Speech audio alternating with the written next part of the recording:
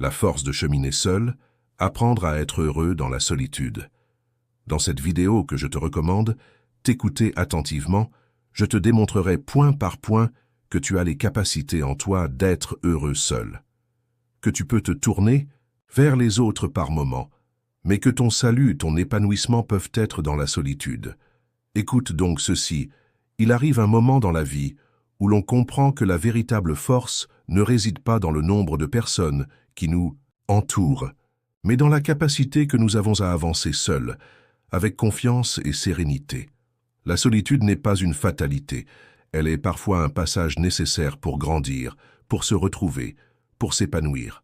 Savoir être seul et heureux est un art, une conquête intérieure, un chemin pavé de valeurs précieuses que je voudrais aujourd'hui énumérer avec toi. Premièrement, il faut apprendre l'autonomie émotionnelle. Comprendre que ton bonheur ne dépend ni des autres, ni des circonstances extérieures, ni des biens matériels. Le bonheur est en toi. Il est une source intérieure que personne ne peut tarir, sauf toi-même. Se libérer de l'idée que le monde extérieur doit combler nos vides est un premier pas immense vers la paix intérieure. Deuxièmement, il est essentiel de développer l'acceptation du détachement. Ne retiens pas ceux qui veulent sortir de ta vie. Ceux qui partent laissent une place pour de nouvelles rencontres, pour de nouvelles expériences, ou tout simplement pour plus d'espace en toi. L'attachement excessif est une chaîne invisible qui ralentit ta marche. Apprends à aimer sans dépendre, à donner sans attendre, à laisser partir sans souffrir.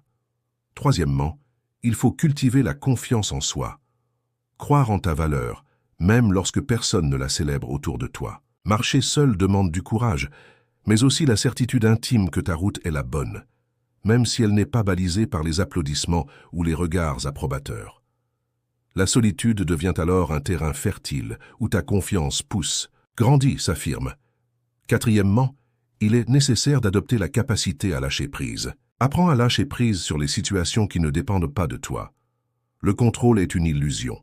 Vouloir tout maîtriser est une source inépuisable de frustration.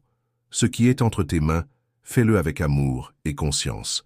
Ce qui ne l'est pas, accepte-le avec sagesse et humilité. Cinquièmement, la patience est une vertu indispensable.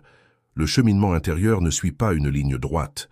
Il est fait de creux et de sommets. Savoir attendre, savoir persévérer dans le silence, savoir sourire aux jours vides, c'est bâtir une force invisible qui devient inébranlable.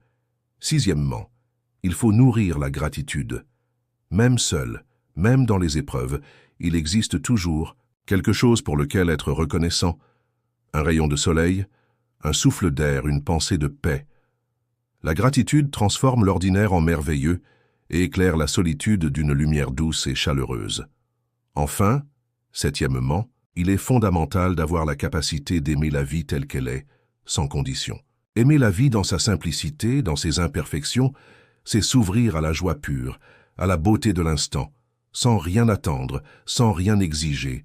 Être capable d'avancer seul, c'est reconnaître que la solitude n'est pas un désert, mais un jardin secret. C'est comprendre que chaque pas que tu fais en toi est un pas de liberté. C'est te rappeler que tu n'es jamais vraiment seul quand ton cœur est en paix. Le chemin est parfois difficile, souvent exigeant, mais il mène à un trésor qui ne se trouve ni dans les autres, ni dans l'éphémère.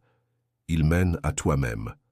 Alors, avance, marche et sois heureux. La solitude est un cadeau. Laisse partir ce qui doit partir. Aime ce qui est et n'oublie jamais, ton bonheur est ta responsabilité la plus sacrée.